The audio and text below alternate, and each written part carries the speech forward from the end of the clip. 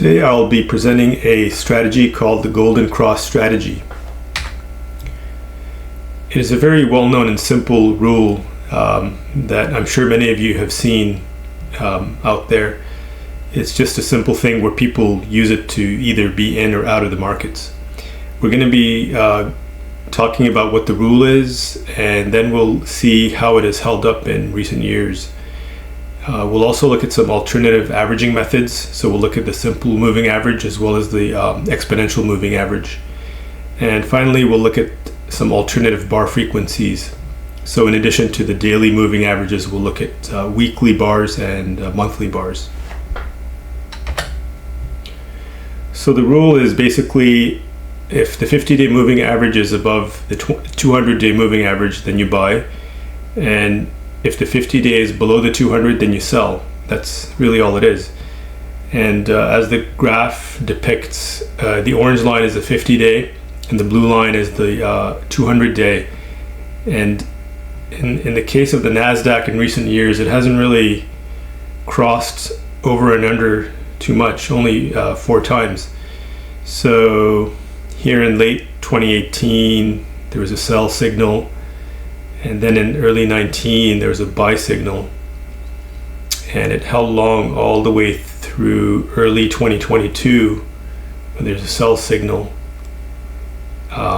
which was a very good thing because the Nasdaq was down quite a bit in 22. And then it went long again in early 23, and it has been long ever since. So that's really all it is. So here's a back test of the strategy using various different scenarios. So on the first column, we've got the benchmark, which is just buying and holding Nasdaq. And in the columns to the right, there's different scenarios. So you've got daily bars, 5200 daily bars, 5200 exponential, and then weekly simple moving average and exponential moving average using 10 and 40 weeks. And then the final 2 columns are the monthly bars, 2-month and 10-month simple moving average, and the exponential moving average. So you've got all these variations, and they go down by the years. Okay, so let's just look at the summary table to kind of simplify this. So the benchmark buy and hold, so if you just bought and hold the Nasdaq from 1990 to present day, you would have an annualized return of 14% with a maximum drawdown of 83%, which is horrible. A Sharpe ratio of 0.62. And from 2000 to 2002, that's the dot-com years, you would have drawn down, what the return would have been negative 73. And in 2008, which is the great financial collapse, the return would have been negative 42. And in 2022, which was the most recent negative calendar year, you would have been down 33. So going across these different systems, you can see that they all return roughly 15 to 16%, which is a little more than the buy and hold. But the drawdowns are markedly lower by using these various timing systems. For example, you've got negative 36% drawdown as opposed to 83% with buy and hold. And the Sharpe ratios are all higher as well, around 0.8 instead of 0.6. And during the dot-com bubble, the buy and hold was negative 73. It's much better in the different systems, but one really stands out, and that's the daily bars simple moving average 200 day moving average. It actually made 1%, whereas the other variations they lost, but not as much as buy and hold.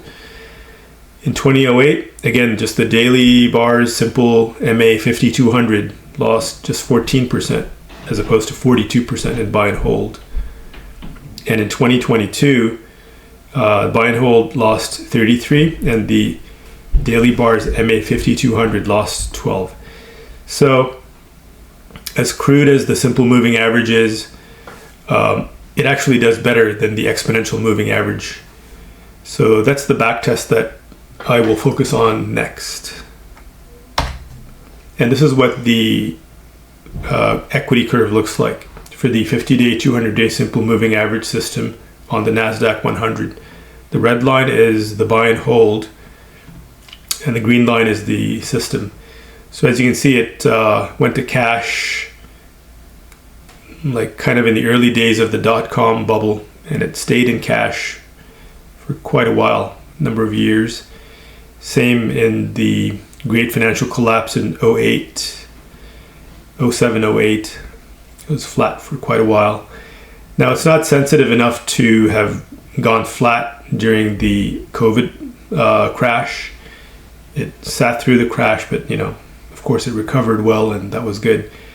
In 2022, it timed it well. It went flat for almost the entire year when the Nasdaq was down 33%. And then it went back long, and it's caught most of that up move recently. And here's the underwater graph, or also known as the peak to valley drawdown.